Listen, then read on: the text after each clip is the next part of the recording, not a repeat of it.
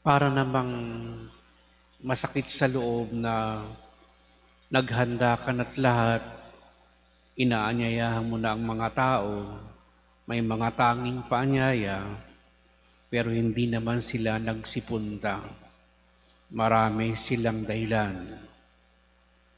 Maaaring lihitin mo ang mga dahilan ng mga taong ito dahil may mga hanap buhay, may mga pamilya, pero ito'y paanyaya ng Diyos.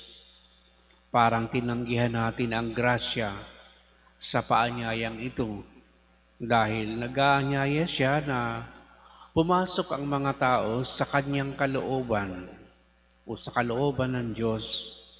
Pero ang tao na ay tumatanggi sa kalooban ng Panginoon. Dahil ang kalooban ng Diyos ay higit na nalalaman ng tao, inire-reveal sa kanila sa pamamagitan ng banal na piging, na kung dito sa lupa, walang iba kundi sa Eucharistia, bilang isang paghahanda sa pangmalakihang piging, ang piging sa kalangitan, ang piging na pang magpakailanman. Kung kaya nabibigo ang nag-anyaya dahil nagsitanggihan ng mga tao.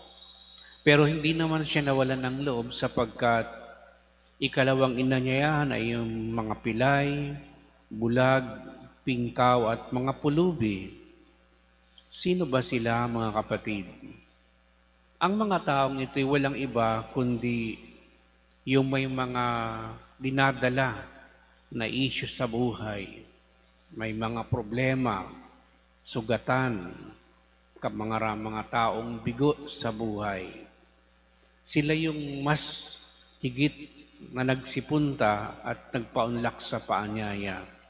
Pero ganun pa man, hindi pa rin mapuno-puno ang bulwagan dahil napakaraming handa. Walang iba ang mga taong ito kundi tayo, mga kapatid, dahil tayo yung mga sugatan, tayo yung maraming kabiguan. Ito yung mga taong kumikilala sa kanilang mga kahinaan at mga kasalanan, nangangailangan ng paghihilom ng Diyos. Sapagkat sa piging na ito na ating ginagawa araw-araw, meron ding ginagawa ang Diyos na paghihilom sa ating isip, memorya, kalooban, kaluluwa, at maging sa ating pangangatawan na mga sakit na ating daladala.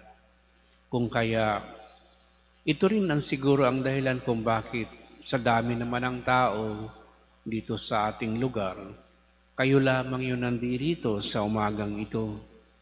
Dahil alam natin na tayo ay nangangailangan na patuloy ng paghihilom sa mga sugat na meron tayo na walang ibang makagagawa kundi ang Diyos sa pamamagitan ng Eucharistia na ating dinadaluhan araw-araw. Ganun pa man, hindi nagsawa ang Diyos sa pag-aanyaya. Lumabas uli ang mga alipin at kahit sino na lamang inimbitahan at sa wakas ay napuno rin ang bulwagan.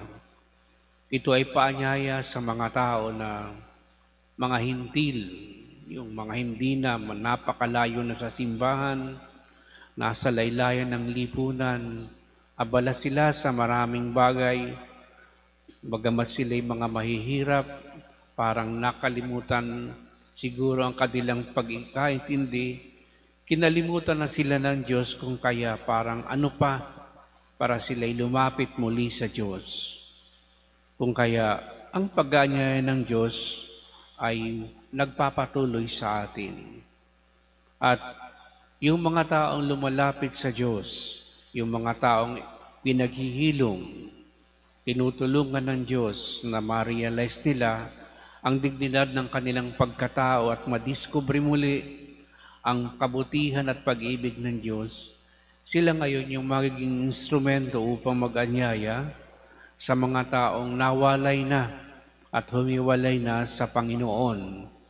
Yung mga naghahanap buhay na hindi na nila pinapahalagahan kung sila'y magsisimba o hindi, at wala na silang parang kaugnayan sa kanilang pananampalatayang tinanggap, sa binyag. Dahil dito mga kapatid, mas maraming tao ang kailangan dahil kakaunti talaga ang mga manggagawa. Samantala'y napakarami ng mga taong nangangailangan ng makikinig, magkakalinga, magmamalasakit sa lipunan ko minsan na wala nang pakiramdam ang tao sa kanyang kapwa-tao dahil sa halip na tulungan sila'y napagsasamantalahan lamang.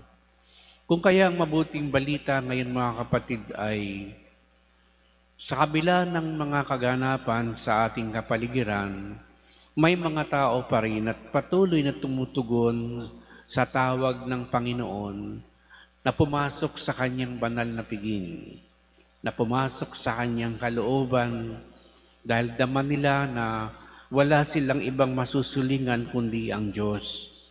At dahil dito, isang mabuting balita na sa banda roon sila'y masusugo din ng Panginoon upang makapaglingkod rin sa Kanya sa pamamagitan ng pagkalinga sa mga tao. Alam natin na ang parokyang ito'y matagal na at marami nang nagawang paglilingkod sa sambayanan. Marami ng mga tao na dumaan dito, nagbigay, nag-abuloy, at naglimos ng kanilang mga panahon ng libre.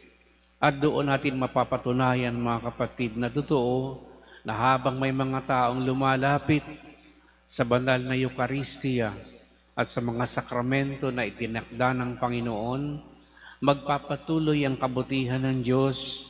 Marirealize natin na ang paghahari ng Diyos ay naririto, kapiling natin siya at hindi tayo iniiwan. Kaya ito'y isang malaking pasasalamat natin sa Panginoon dahil may mga generous. Kung i-outline natin yung sinabi ni San Pablo sa unang pagbasa, sinasabi niya doon yung napakaraming mga katangian ng Kristiyano upang sila'y makapaglingkod ng tapat at maging saksi sa tunay na pananampalataya.